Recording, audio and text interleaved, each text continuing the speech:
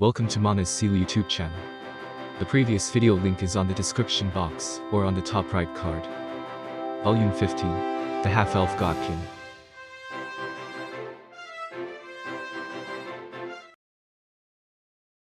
Still, he thought this was something that could be said in the twins' presence.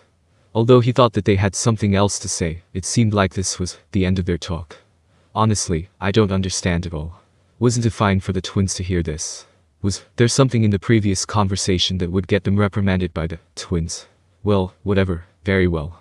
Then I want you to continue working in Nazareth as you have done, until now. There was no reason to refuse their wish. The elves looked happy upon hearing Ainz's response. It didn't seem like they were putting on an act to flatter Ainz. Although, if we are talking about employing you formally, we will need to discuss salary and welfare first. I will order someone to look into it. It appeared that the elves did not understand what Ainz was talking about, but this was an important issue to him. How these elves were to be treated would become an important factor when they established friendly relations with the Dark Elves in the Elven country. They could say that after freeing the elves from slavery and looking after the elves were just paying back what they had received. But there was a limit to such excuses. Their present situation of uncompensated labor mirrored the practices of a black company. He did not want the Dark Elves that might visit here in the future to get such an impression. In that case, he just had to use these three to set Nazareth's precedent as a white company. Ainz took a quick glance at the maids around them. They were cupping their hands behind their ears as if to hear them better, while trying to make it look like they were resting their chins in their palms. They were not at all concerned about their appearances. He didn't feel like reproaching them since he thought that it was just a display of their loyalty, but he at least wanted them to hide it a little better. I should make a contract with these elves as soon as possible. Also, should I try extending the white company treatment from these elves to the regular maids? He could try, but he was afraid that the maids who just wanted to work more would direct their ire at the elves, who were the cause for the increase in their leisure time. Of course, he didn't think they would go as far as killing the elves, but he needed to be careful if he decided to extend the treatment to the maids. Leaving that aside, I want to borrow your help in our excursion to the Elven country. I want you to act as guides, if possible. Of course, Or and Mare will also come with us. It's just that we're not familiar with Elven etiquette, so it would help if you were to act as our intermediaries. The elves looked at each other and shook their heads. Forgive us, but we don't have confidence in acting as guides. As for being intermediaries, although we have traveled around our village, we are also not sure about things like etiquette. Is that so? Sorry. You don't need to bow. It would be bothersome to visit an unknown place without a guide, but it was not like he was sure these elves could be of use. If he was going into the unknown, anyway, it would be better to not force them to come along. They might even end up becoming a burden. Ainz turned around and beckoned Lumiere over. After she brought her face closer to him, Ainz whispered just a bit more and lifted his cup. Of course, the contents of the cup were not touched at all. Just to be sure, he gestured in the twins' direction with his eyes.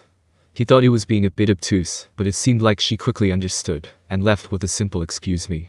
And, what is the general opinion on dark elves among you elves? They're splendid beings. Ainz wrinkled his brows at the instant, somewhat suspicious response. He would be happy if that was how dark elves were thought of, but their answer felt off. Ainz could immediately think of the reason why. It was about Or and Mare. No, that's not it. I'm asking about the relations between the dark elf race and your race of the elves. They're splendid beings. That's not. He probably couldn't do anything about this kind of kowtowing. After being treated as subordinates of the twins for so long, they couldn't possibly say something like, dark elves are an inferior race after all. Rather, it would be scarier if they were the kind of people who could say something like that. As I have mentioned before, I want to open diplomatic relations with the elf country. I also want to entrust this to the twins. That's why I want to know how elves as a whole look at dark elves. I don't want them to be mistreated if Elven society holds negative opinions of dark elves. So what do you think? I need an honest answer. The elves looked at each other. Honestly, as our village did not have any dark elves, we've only met them here for the first time. That's why we didn't have any opinions about them. The most we know was that they migrated from the north to the Great Forest. We've heard of their dark skins from hearsay, and were surprised to see that was true. I don't remember the villagers saying anything bad about the dark elves, but I would ask you to keep in mind that this is only about our village. It looked like they were no longer trying to flatter him or tell any lies. So the younger, maybe calling them young was stretching it a bit. Elves didn't have any bad opinions against dark elves. Even though they were a minority, it looked like they weren't being persecuted. Perhaps it was because the elves didn't have the leeway for such things when they were being threatened by an external force, the theocracy. Or perhaps the forest was just that much of a difficult place to live in. By the way, what about the undead? Enemies that sully the forest. Disgusting beings. We rarely encounter any though. Ah, yes. Immediate answers. While Ainz wondered why they weren't taking into consideration the feelings of the twins' master, he couldn't say that out loud. He certainly asked them to speak honestly just now, but this was too honest. These girls were the type who would get fired because they truly believed in the CEO's words when they were told to be informal. Still, with that established, he was now certain that he could not be the emissary. Maybe this was for the best. He could use this as an excuse to not be the emissary.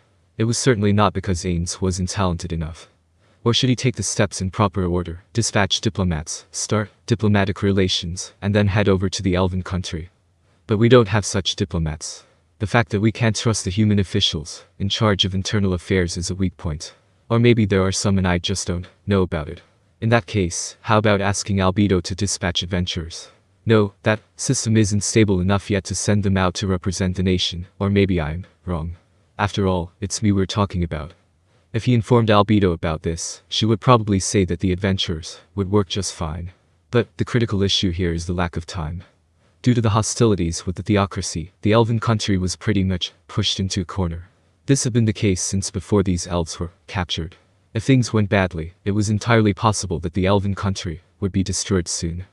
The collapse of the elven country was not a setback for Ainz, because they would be far more effective in establishing diplomatic relations if the Sorcerer Kingdom could extend their help in that scenario.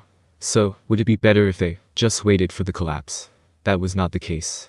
They didn't have the luxury of watching the situation from the sidelines, especially because he highly valued the rarity of the Dark Elf Lives. Maybe I should just send the two of them ahead. No, I can't do that. I don't feel comfortable sending them alone into an unknown place. Although I understand that they are level 100 NPCs and are not children, we should just ignore the stuff on international relations and concentrate on getting them friends. I should also go with them just as I have planned. He had no plans to join in the war with the theocracy and save the elven country at this point in time. Ainz didn't want to turn the theocracy into the Sorcerer Kingdom's enemy due to his independent action. He wanted to know Albedo and Demiurge's thoughts on this matter, but he feared that they might find out his skull was empty if he did that. If Ainz couldn't manage the conversation, his idiotic utterances might end up being taken seriously and cause damage to Nazarick in the future. It's not a bad idea to tell them to evacuate just the Dark Elves after visiting the elven country. In that case, is there a need to take someone along other than the twins? It was better to take stealthy guards like Hanzo's along, instead of leading something like an army, in case he did decide to take someone along. Like that time in the Dwarf Kingdom. I see. Ainz stared at the three elves. They would be in that lizardman's position this time. Something the matter? Nothing, I am just talking to myself. He could take one among the three with him, leaving the other two here. As long as he held them hostage, the lone elf probably wouldn't do anything that would be negative to Ainz. Not bad at all. Even if they understood that they were being held hostage, he could insist that was not the case. Ainz looked over to the twins. They immediately understood his intentions. Mare and Lumiere returned to the table. By the way, what kind of gifts would make elves happy? Things like gold and gemstones. We don't use metal currency, so I don't think gold would work. I think our village would be most happy about the food and maybe rare herbs. Minor scrapes and such can be healed by magic, but poison and disease need a talented druid to cure them. So portable herbs are highly valued. Not clothes, since we also make them from elf trees, homes, arrows, and even clothes. Looks like elven druid magic is very convenient. You can't do that, right, Mare? Yes. I can't use such magic. Perhaps this peculiar brand of druid magic itself was a mark of elven progress. He wanted those techniques if possible, but Nazarick's residents probably wouldn't be able to use them.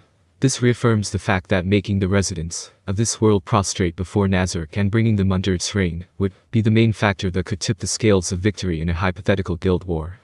But I should assume there were guilds, those who were teleported in the past, who already did this.